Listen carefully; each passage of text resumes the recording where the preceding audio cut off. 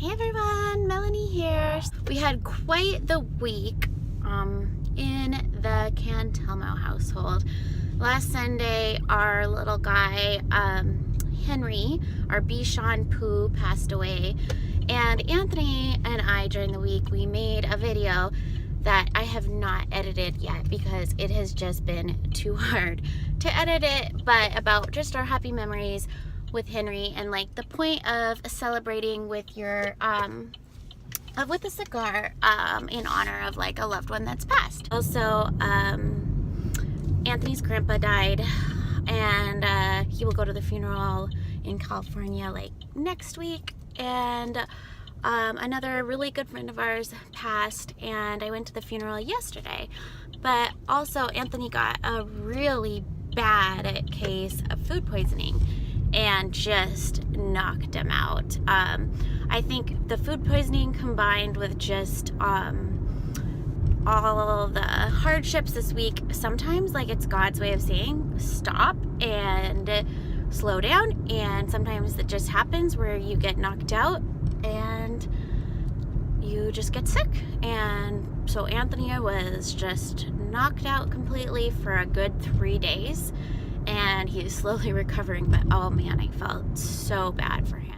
I lit up Anthony's old cigar, which he barely smoked. I think he probably lit it up for a few seconds and probably wasn't feeling well and didn't smoke it. So I'm smoking the Serpent and Rainbow by Black Works, which is a company black label out of Nicaragua.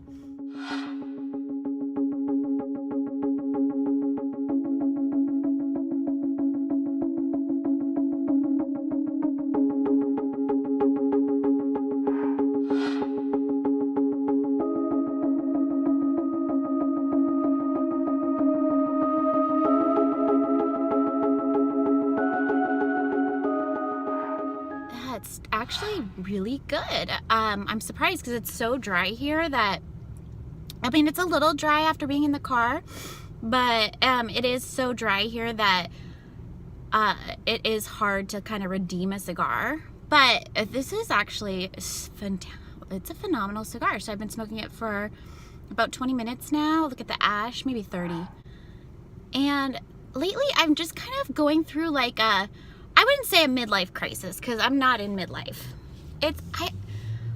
You know when you're like, okay, what should I do with my life? So I've talked about this before. So I did social work, I help Anthony with the shop, and I feel kind of in this weird position because if anytime I get like another job to help, support the shop, to throw more money into it and stuff, I can't fully do it because I'm always tied down to like getting the kids, and I have kids at 3 different schools, so it's not like I can afford a nanny to like go pick them up and drive them and do all that.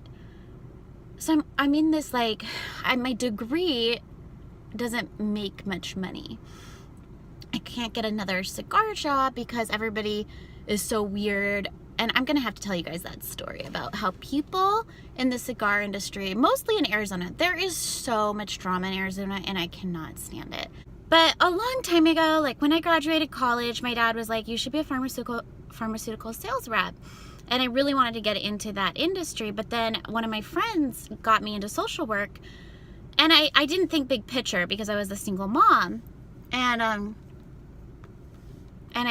was like, I just need a job. And for a long time, like through college and a lot of high school, I'd always managed my dad's medical records because he's a doctor.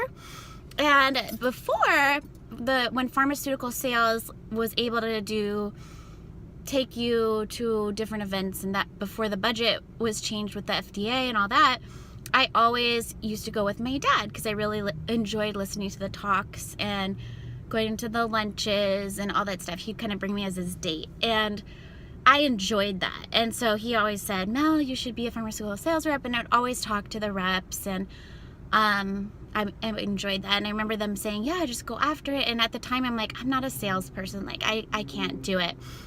But now realizing like, yeah, I can do sales, like I have a more confidence, and I was like, maybe I should try to get back into it because it is a good mom job. But I'm thinking, okay, I'm 34 now. Like, I've really lost my prime in being a pharmaceutical sales rep. And another dream of mine a long time ago was to be in like medical device sales. And then I'm like, I can't really go into that. I don't have a biology degree, you know, a lot of the things that you need to get into that. And sometimes I feel, I don't know if anyone else feels like that as a mom, or maybe, you know, as a dad or a partner in life, that you don't provide enough.